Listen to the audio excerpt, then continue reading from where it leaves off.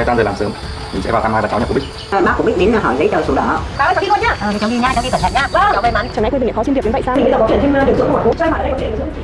Tôi còn một nơi mình chưa đến, hay là mình đến đó xem có cơ hội không?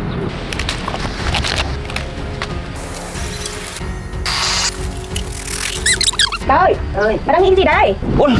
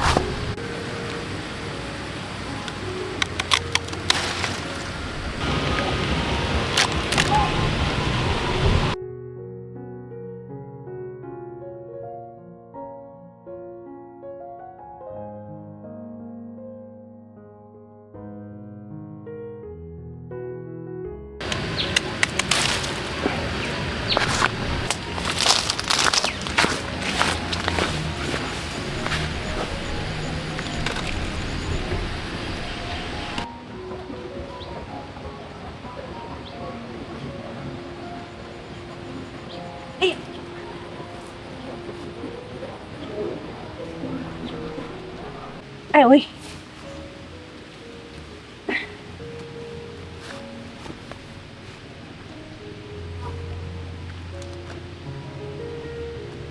Bây giờ mình sẽ cho quả chín lên trên, không có là dập hết những gốc rồi.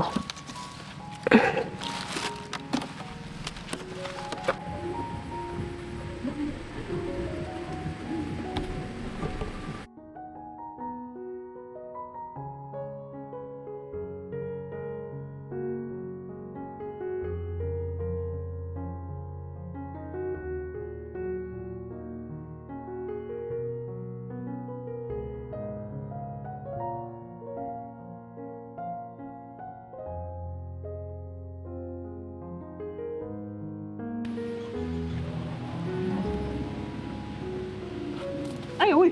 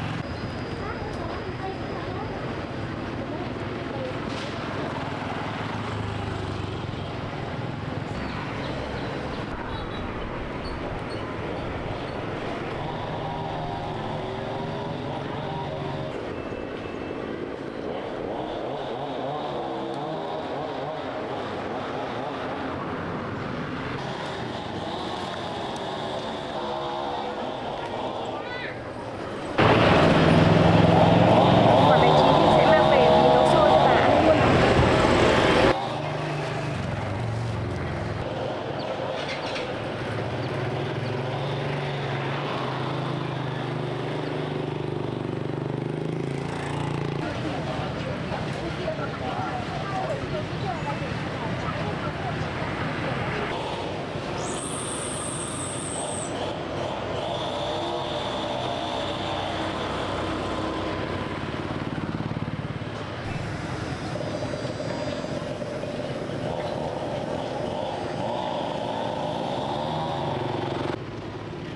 Em bán gốc những người á?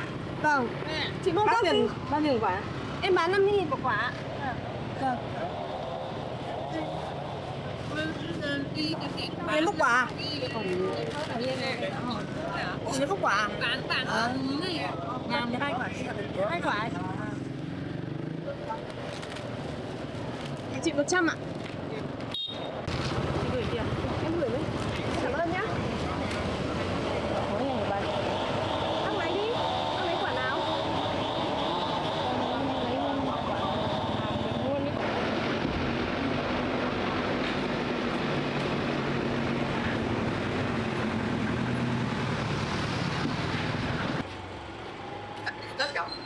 Cô lấy quả to, quả bé cô? Cho bác quả bé 9 này mà. Quả bé này hả bác? Ừ. Giá bán 30.000 ạ. Ừ, cho bác. Vâng. 9 rồi bà. Vâng. 2 xem đây ạ. 30.000 bác ạ. Cảm ơn cô nhé.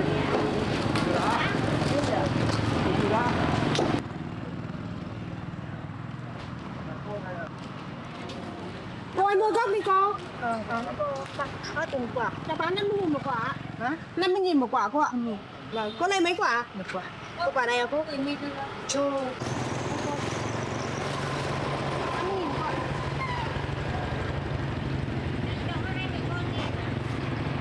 Cảm ơn cô nhé.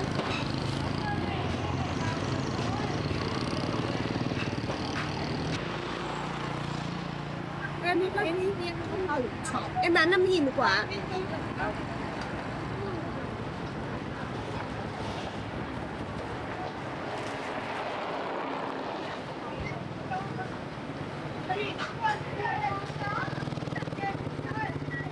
Con gì đấy?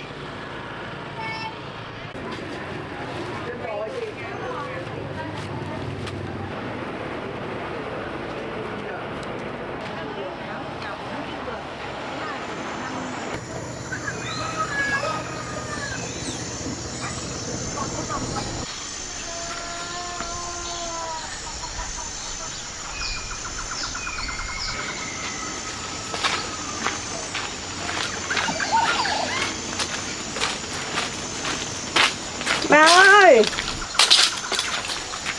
Cháu đi chợ về rồi à? Vâng, ba đợi cháu lâu không? Bà thích mong mãi.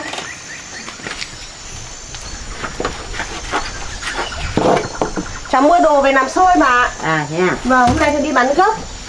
Đây này. Ui dồi ôi, của gấp to đẹp thế nhỉ, ngon thế. Cháu định đồ xôi à? Vâng, cháu mua gạo nếp đây rồi bà ạ. Vâng, đây. Xôi của gấp cũng ngon lắm đấy. Vâng, cháu mua cả thịt băm nữa. Vâng. Xôi gấc này phải nướng gấc đi cháu ạ. Nướng quả gấc này lên đó bà. Phải nướng đi thì nó mới mềm, thì làm nó ruột mới đỏ. Vâng. Thế bà nướng để cháu đi vo gạo đãi gạo để đồ xôi nhé bà nhé. Thế chợ để bà ra bếp để nướng gấc. Vâng.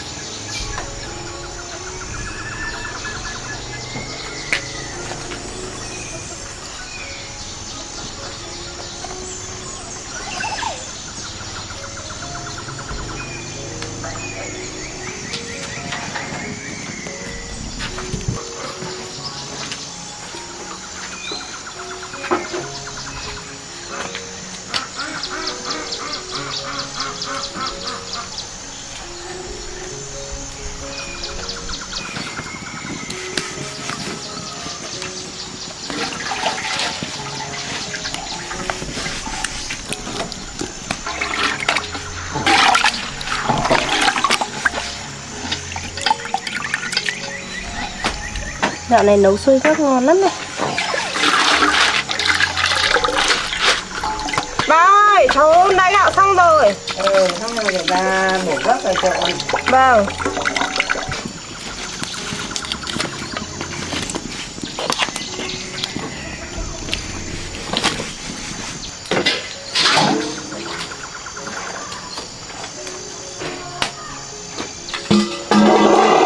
Bác sắp được chưa bà?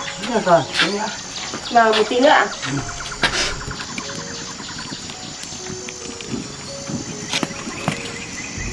Anh nướng ít nữa. Vâng, nướng ít này nữa là được.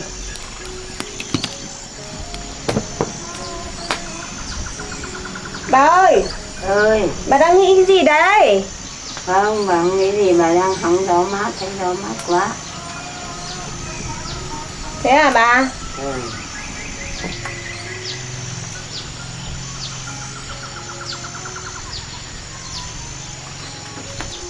Sắp được đấy nhỉ bà nhỉ?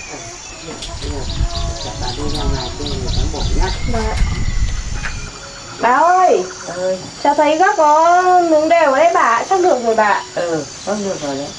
Để cháu mang ra nhá. Thế cháu gây ra đi.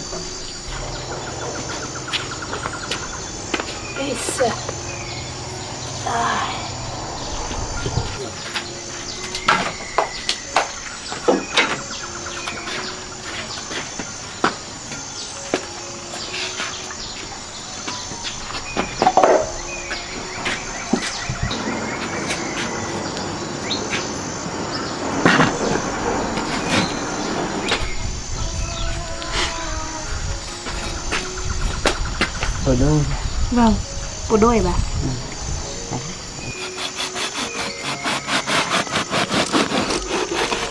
Wow, gấc đỏ quá. Ngon nhỉ bà nhỉ?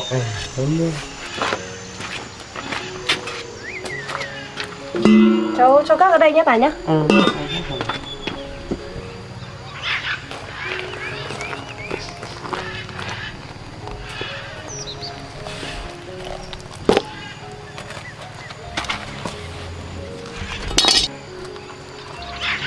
Tại bà gầy quá đấy. Ừ. Bà phải ăn nhiều không béo nhá.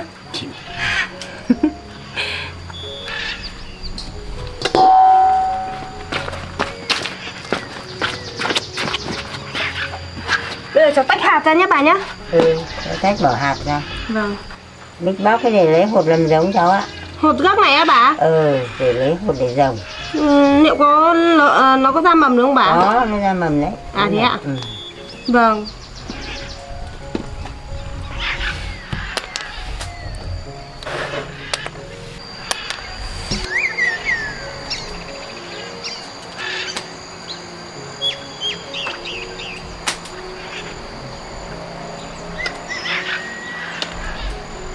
Làm xôi gấc thật họ làm gì cho nhiều gấc thế này? Mình đi cho nhiều gấp. Chỉ cho nó thoáng thôi. Tiến lại con nữa. Vâng.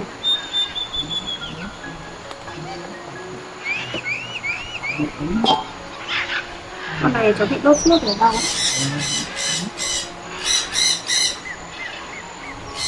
Đây người dị ứng với con này. Không, không rồi phải viện đấy.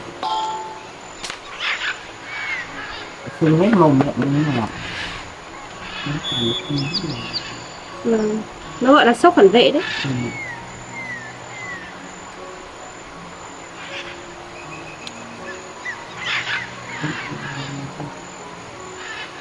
Nhìn máy nhá.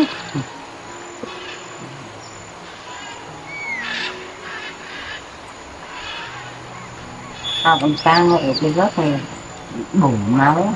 Vâng, tốt mà. Ừ. Nhiều vitamin A. Tốt cho mắt bà. Ừ. Sáng mắt. Sáng mắt. Ừ, thích ăn.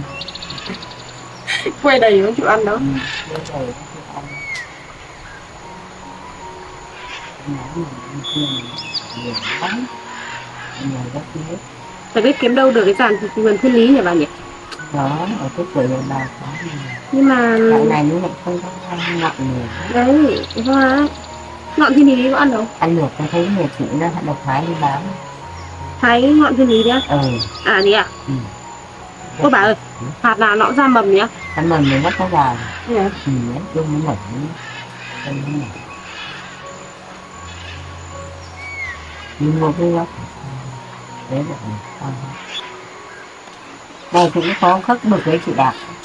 Rồi, nhà nó Thanh có một Nước đực là nó không có nó quả. hoa nó sai. Cứ đốt một hoa như là nó chả có một cái quả nào cho ăn hoa là hoa. À. Được đấy, ăn hoa. Ừ. Gà một dòng bò nhiều lắm mà thấy mà nó ra hoa như thế thì để đâu hết quả. Không có một quả. Hay nhở? Ừ. Ban Nó giống như kiểu hoa đu đủ đực ấy. đây hoa được đây. Bất lực. Ừ.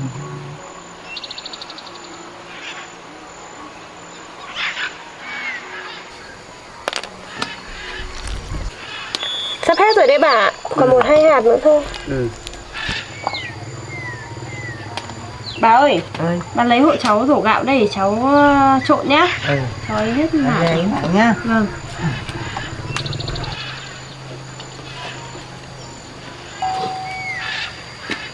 Cho đổ gạo vào nhá. Vâng, mà đổ vào đây hộ cháu.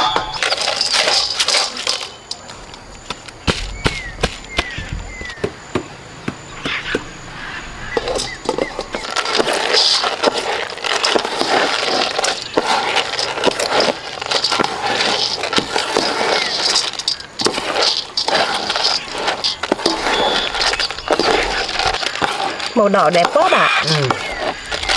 Lâu lắm rồi cháu chưa được ăn xôi gấc đấy bà. Lâu chả lại ăn rồi. Hôm nay bà cháu mình ăn no nê xôi gấc bà nhỉ? Ừ. Này bữa chưa gấp. Đều ở đấy nhỉ bà nhỉ? Đây rồi.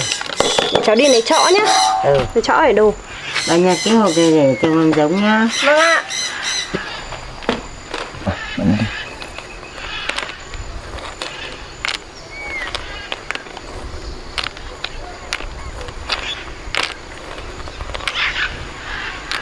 Và cất lên chạm này để Giống. Vâng.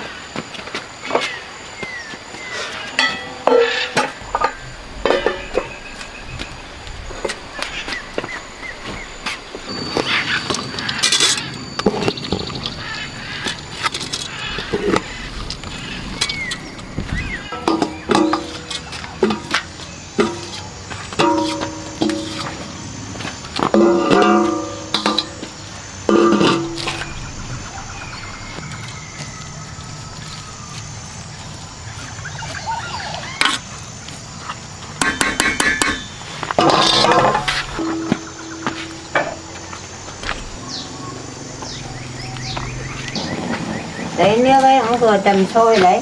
Nó tắt cái nước ấy xong rồi đổ. Đổ luôn bằng nước sôi này nhà bà nhỉ? Nước sôi. Bà cầm hộ cháu.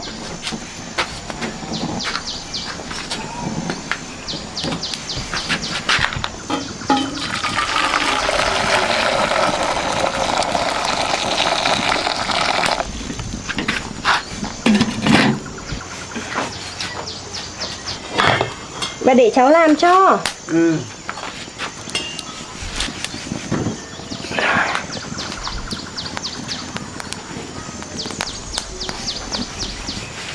Bà ơi, trong thời gian đợi sôi thì cháu đi thái ít hành để phi nhé bà nhá.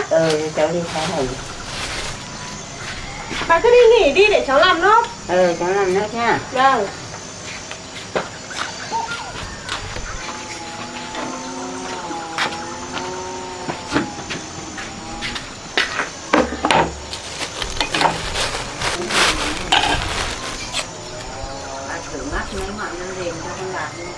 Vâng. Bà cứ ngồi ngoài đấy cho nó mát bà ạ. Hôm nay thì có nhiều gió.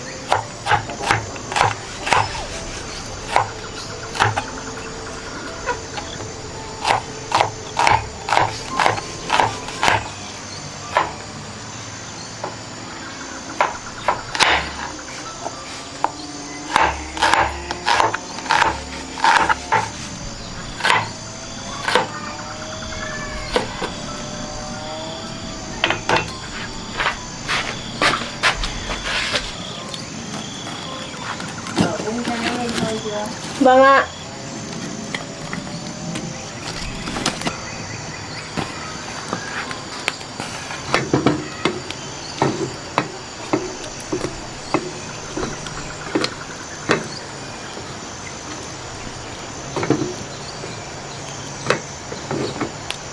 Bà ơi, xôi này phải đồ 2 lần nửa mới ngon bà nhở? Cháu ơi, Dạ. cái này cháu phải bắc ra xong để cho nó nguội tí nữa lại đồ lần 2. À thế thì để cháu phi hành với rang thịt luôn nhỉ bà nhỉ?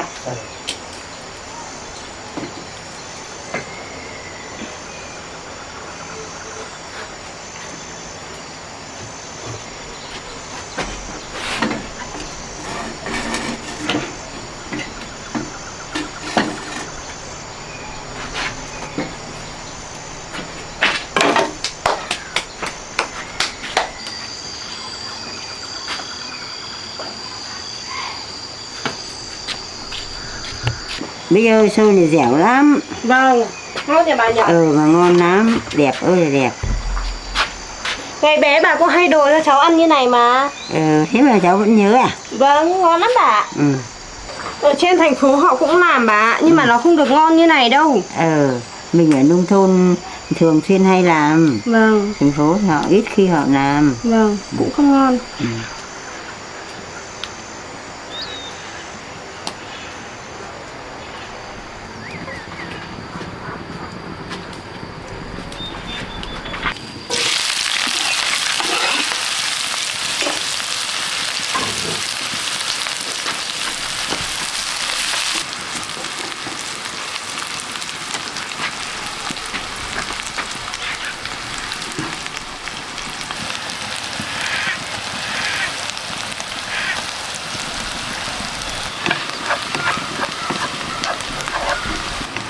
Bà ơi, phi hành xong cháu rang thịt xong là đồ sôi là vừa đấy bà nhỉ?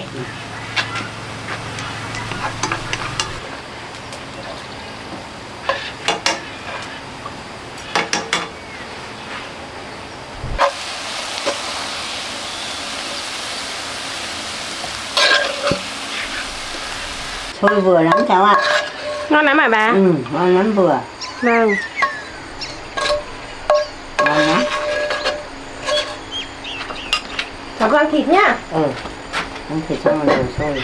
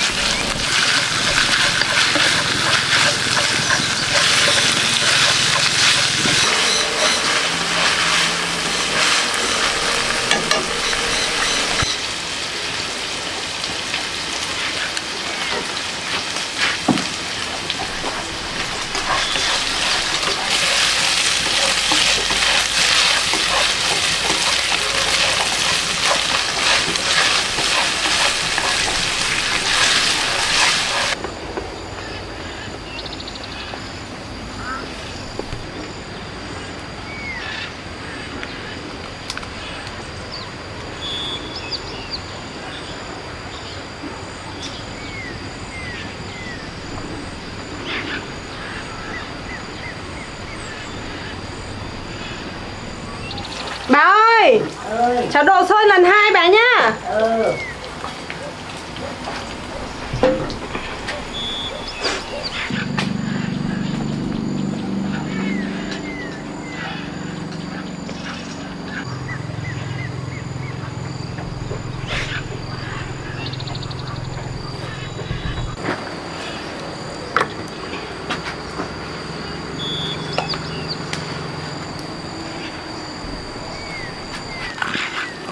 Bây giờ mình sẽ trộn hành với thịt để ăn cho nó thơm.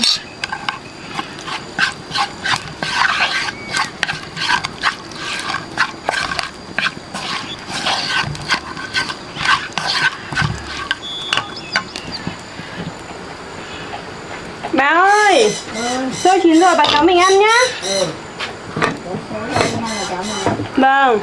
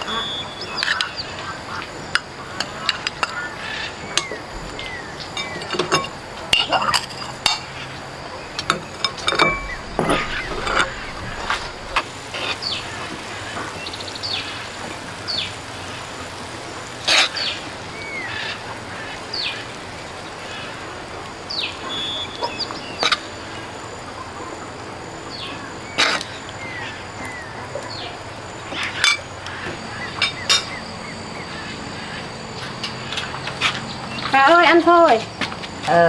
Bà cháu mình mỗi người một đĩa. Bà ăn đi bà. Cháu ăn đi. Vâng, cháu mời bà. Cháu cũng đói rồi đấy. Đói ăn đi. Mời cháu ăn nhá. Vâng ạ.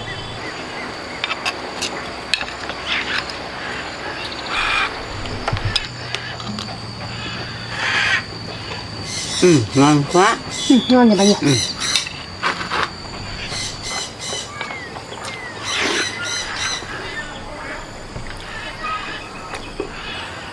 Bà có thấy nóng không? Ngon. Nóng hả bà? Thời tiết dạo này nóng nhỉ bà nhỉ? Rồi hết mưa bao cái nóng luôn. Cháu ăn đi. Vâng ạ. Ăn.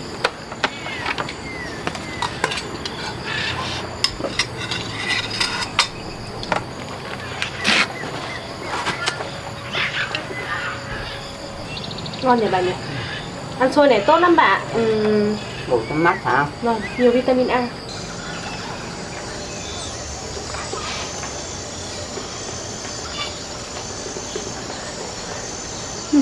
Ngon quá. Thôi nhỉ, đi ăn đi. Đi ăn đỡ bà mà ít.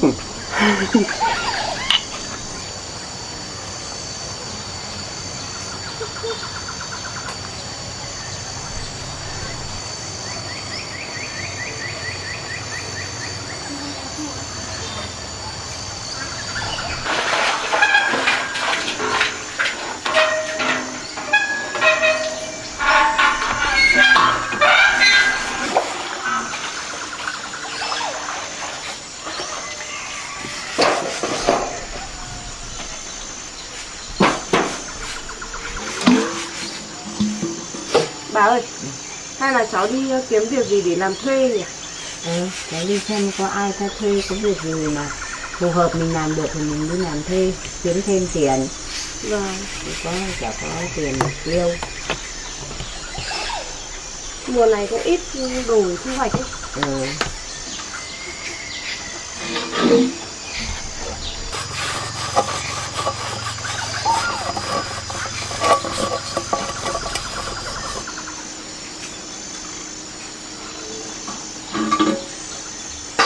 Cháu mất công học hành bao nhiêu năm, có bằng cấp, mà bây giờ về quê ở với bà không có công ăn việc làm thì cũng thấy tiếc. Cháu cũng muốn xin được công việc đúng với ngành học của cháu, nhưng mà ở quê xin việc khó lắm bà ạ.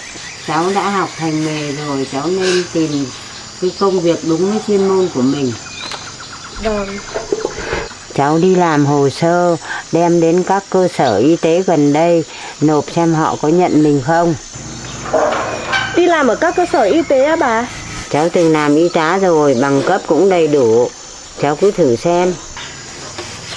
Nhưng mà nếu mà cháu đi làm cả ngày thì thời gian ở bên bà sẽ ít hơn bà ạ.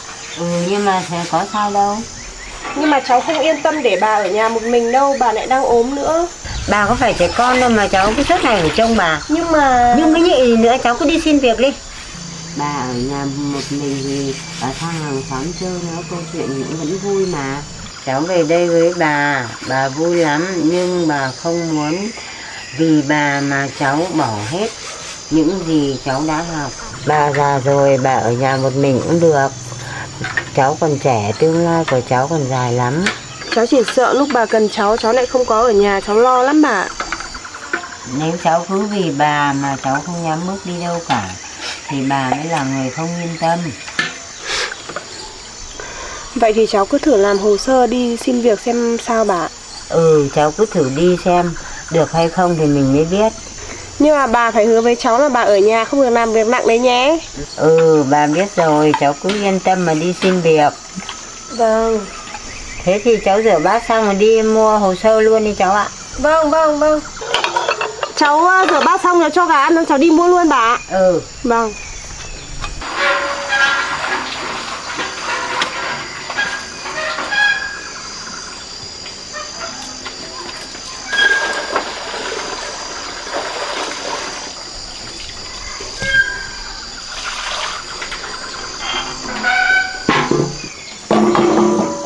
Bà ơi, bà cứ đi vào nhà đi, bây giờ cháu cho gà ăn, cháu đi mua hồ sơ luôn nhá.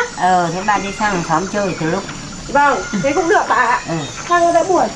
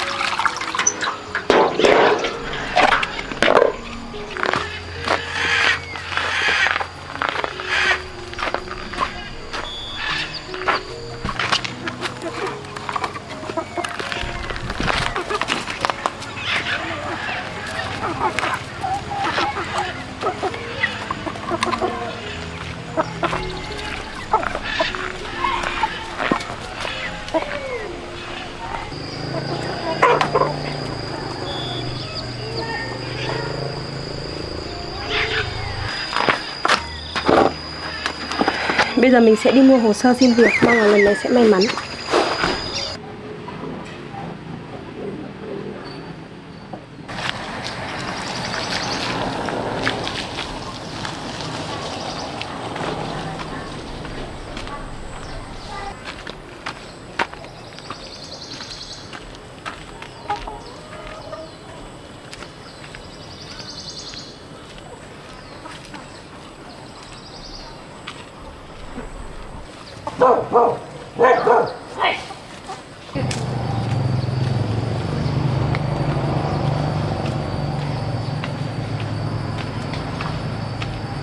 Bà có nhà không bà ơi?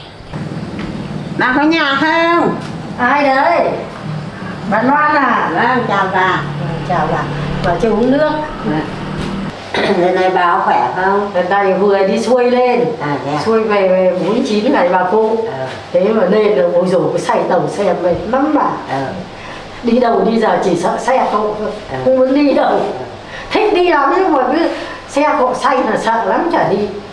Hôm nay lên chùa đấy các bà cứ hỏi thăm không là cứ khen bà cụ nhà này. Nhưng mà hồi này có khỏe không? Khiến chân tay còn đau không? Cũng vẫn thỉnh thoảng vẫn đau bà. Cứ vẫn uống thuốc thôi bà. Vâng, tôi vẫn uống thuốc đều. Cứ dùng thuốc thôi. Ngày nào cũng phải dùng hiên. 2 bông nắng cứ đi sớm về lại cứ cái quạt này. Hai ngày Sợ. ốm hắt hơi sổ mũi như kiểu ốm virus ấy. Không may cái mẹ kia nó về tối qua thì hôm nay nó trông con cho đó thì mẹ lại đi chùa chứ cứ hy vọng bảo là hôm nay đi. Hôm kia qua em cũng được nghỉ mà. Cái Bích hồi này ở nhà nó làm cái gì? Cháu vẫn đi làm, đi bán hoa quả. Hôm nay đi đâu? Hôm nay cái Bích cháu nó đi xin việc. Xin làm hồ sơ đi đâu? Đi y tá. Đi học y tá hay là bây giờ thế cái Bích nó định đi làm lại à?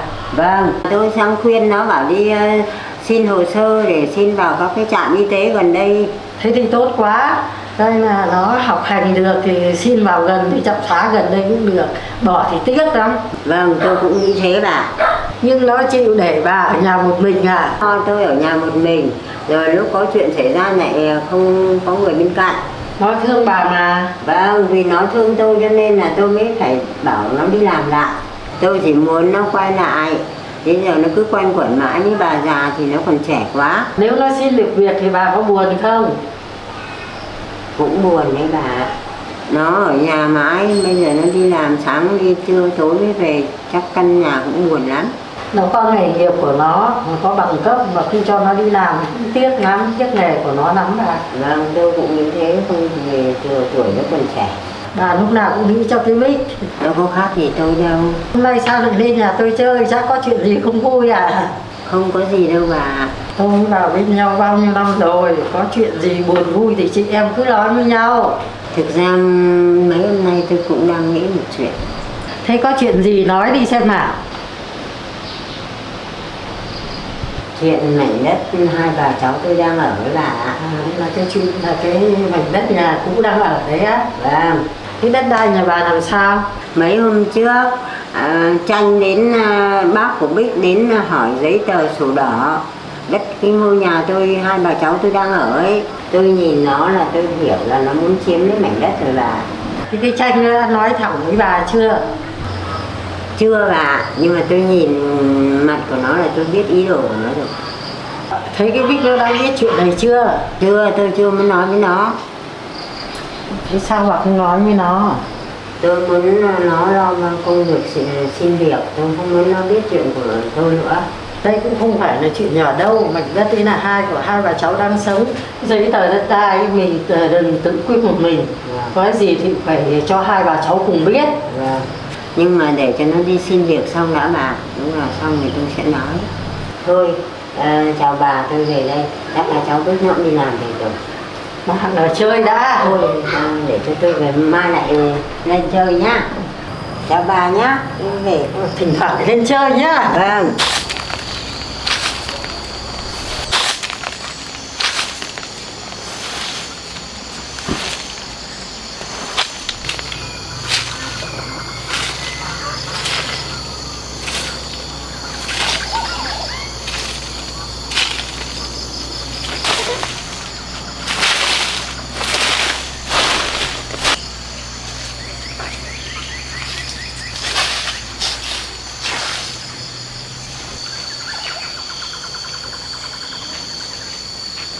Ơi bà về rồi à? Bà về rồi cháu xin được giấy không? Cháu mua được rồi bà. Mua được rồi. Vâng. Cháu đi mua có mỗi bộ hồ sơ mà đi lâu thế hả cháu? Cháu còn hỏi người ta xem là chưa cần chuẩn bị những gì nữa bà ạ. Vâng. Thế người ta cần những gì hả cháu? Có mấy thứ giấy tờ thôi bà ạ. Cháu phải điền thông tin vào đây rồi chuẩn bị thêm bằng cấp với mấy tờ giấy tờ cá nhân nữa. Vâng. Cái bộ hồ sơ này bà nhìn bà cũng chả hiểu gì đâu cháu ạ. Thế à? Bà xem bà chả hiểu gì đâu. Bà không hiểu mà lại còn đòi xem. Thì bà xem cháu có mua đúng theo không? Bà nhìn bà còn không biết nó là cái gì thì làm sao bà biết được cháu mua đúng hay sai? Con vé này. Để cháu vào cháu lấy giấy tờ điền thông tin bà nhé. Cháu đi lấy giấy tờ.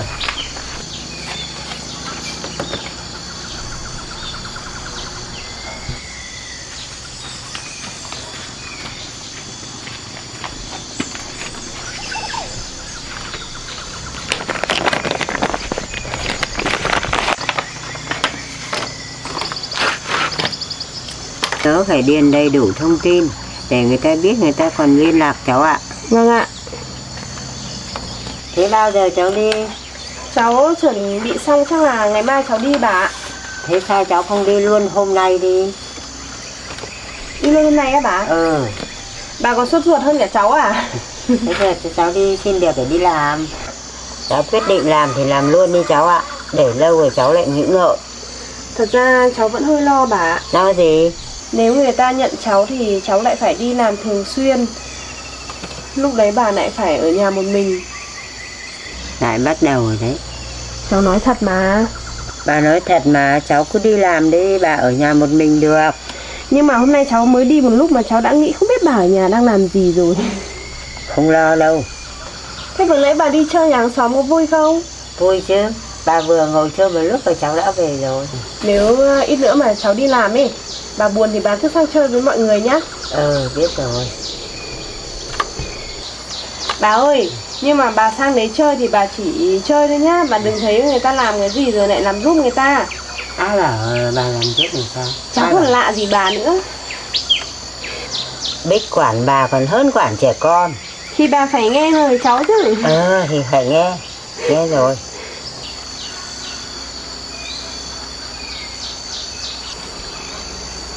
Bà này. Lại gì nữa? Bà nghĩ là người ta có nhận cháu không? Sao lại không? Nhưng mà cháu nghỉ nghề cũng một thời gian rồi bà. Nhưng mà những cái gì cháu học có mất đi đâu. Cháu cứ hỏi người ta trước đi đã. Nếu không được thì sao hả bà? Nếu không được thì về. Về rồi sao nữa bà? Thì ăn cơm. Cháu đang nói nghiêm túc mà bà. Thì bà cũng nghiêm túc mà. Cháu cứ đi xin việc đi. Không được chỗ này thì mình xin chỗ khác. Có gì mà phải sợ. Vâng.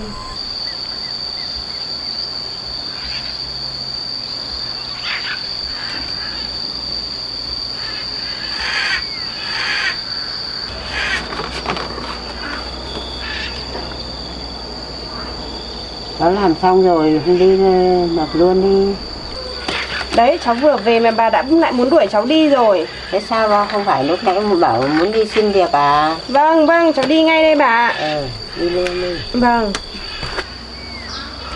Bà ơi cháu đi luôn nhá. Thế cháu đi nha, cháu đi cẩn thận nhá. Vâng. Cháu may mắn. Vâng.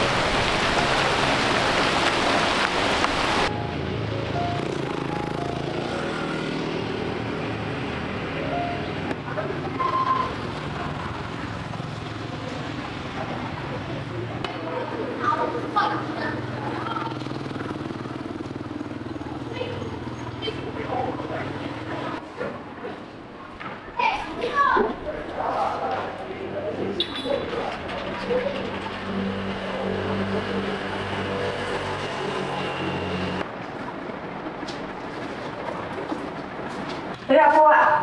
Chào cháu. Cháu đến có việc gì đấy? Cho cháu hỏi là bên mình bây giờ có tuyển thêm điều dưỡng không ạ cô? Cháu đến xin việc à? Dạ vâng ạ, cháu có bằng điều dưỡng và trước đây cháu cũng đã từng làm việc tại bệnh viện rồi ạ. À, bên cô đủ người rồi, chưa có kế hoạch tuyển thêm. À thế ạ? Cháu thử đi hỏi các cơ sở khác xem họ có tuyển người được không? Dạ vâng ạ, cháu cảm ơn cô ạ. Cháu đi ạ.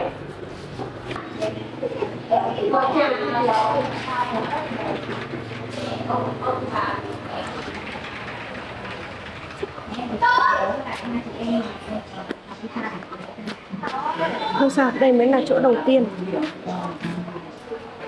Tiếc thật đấy, con bé nhìn rõ trẻ mà đủ người lắm rồi.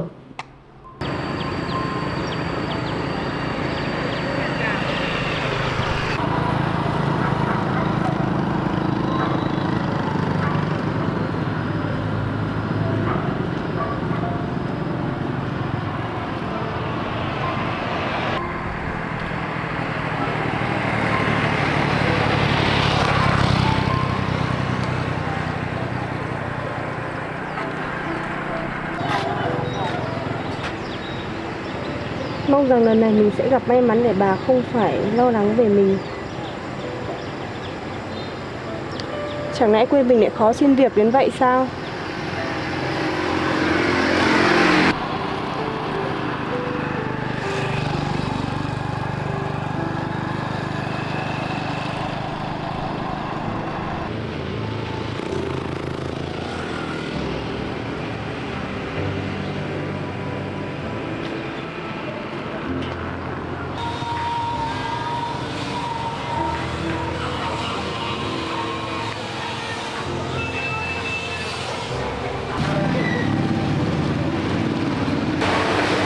Anh ơi, cho em hỏi chút ạ.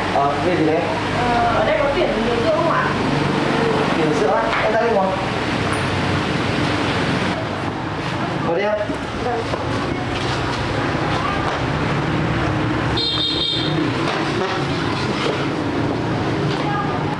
Anh ơi, cho em hỏi là phòng khám mình có tuyển điều dưỡng không ạ?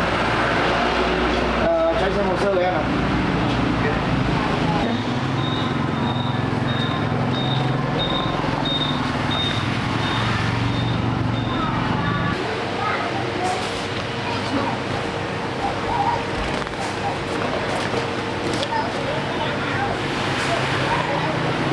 Em đã từng làm việc ở đâu chưa? Em đã từng làm ở bệnh viện rồi ạ. Em làm việc ở đấy được lâu không? Thế sao làm việc ở môi trường đấy cũng tốt cả hay sao em nghỉ? Vâng, em muốn về quê có sức tiện gia đình anh ạ. Thực ra thì hồ sơ của em đẹp lắm.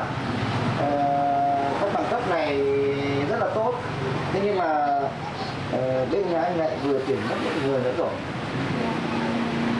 Anh hơi tiếc quá. Thực ra thì những cái hồ sơ này của em ấy thì đi xin việc chỗ khác thì người ta cũng cần lắm đấy, và mức lương người ta thỏa thuận thì cũng tốt em ạ. Nhưng mà bên chỗ anh cũng muốn nhận em lắm, nhưng mà bây giờ bên anh đã đủ người mất rồi. Hay là bây giờ anh có ý kiến như này nhé, em có thể để lại bộ hồ sơ của em ở đây để anh lấy địa chỉ, xong rồi sau này lúc nào anh cần người ấy, thì anh tìm em có được không? Em chỉ có một bộ hồ sơ này anh ạ. Anh có thể lưu lại địa chỉ của em được không? Có thể anh liên hệ với em. Thế cũng được. Anh chỉ tiếc của em cho em quá. Trường hợp này thì anh sẽ đi vào địa chỉ của em. Anh sẽ cân nhắc. Nếu như anh cần người anh sẽ đi đặt với em nhé. Bây giờ thì nếu em cần việc luôn, em có thể đến vài cơ sở gần đây xem. Đặt anh đấy nhá. Đây để em làm anh nhé.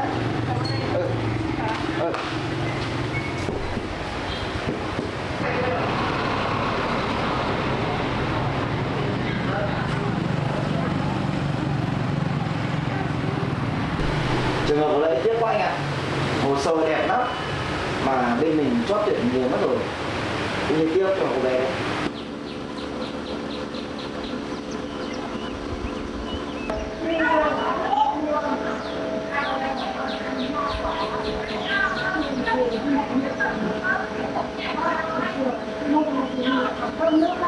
Từ trước nay chưa thấy đi ăn chuyện gì tắt hết gì cái gì đâu, chưa thấy bao giờ mà hôm nay làm lên một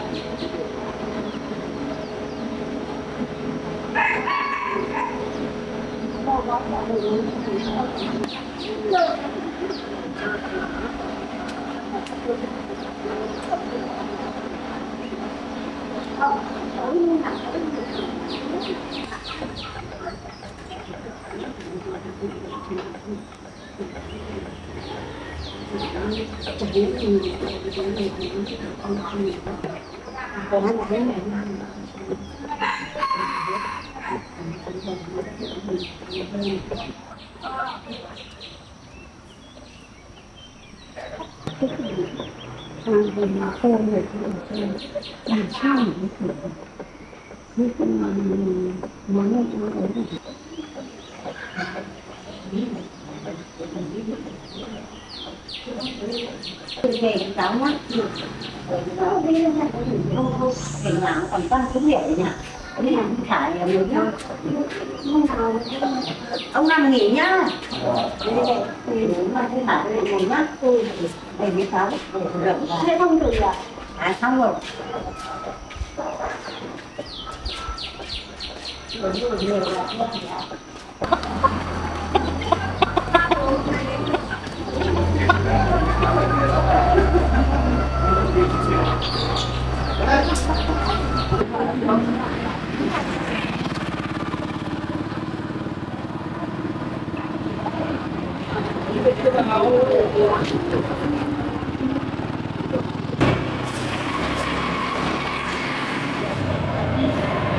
Nếu cháu cứ vì bà mà cháu không dám bước đi đâu cả thì bà mới là người không yên tâm.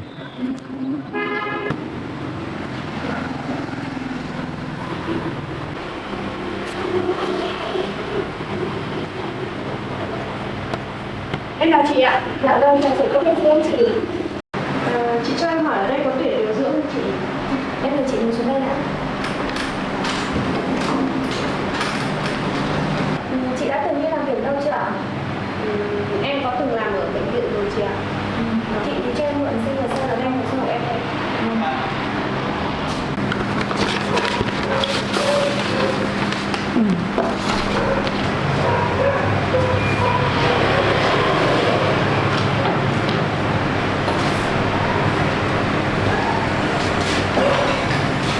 Chị ơi, chị cứ xem kỹ hồ sơ của em đi ạ.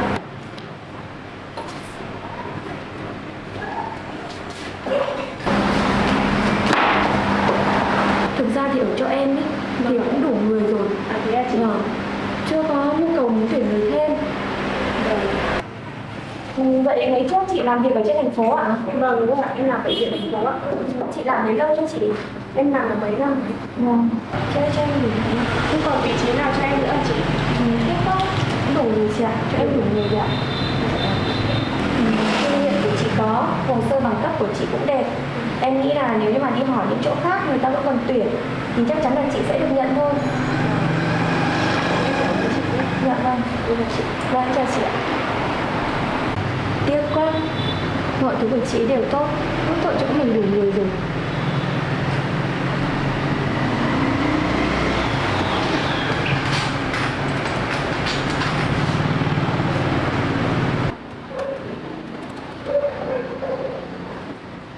Quên mất, trên lưu địa chỉ của chị đấy.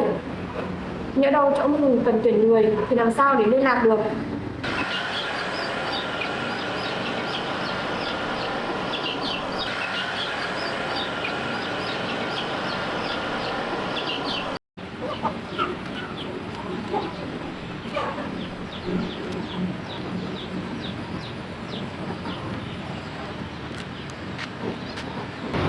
Mình đã đi tất cả các phòng khám ở xung quanh đây rồi. Vẫn còn một nơi mình chưa đến. Hay là mình đến đó xem có cơ hội không?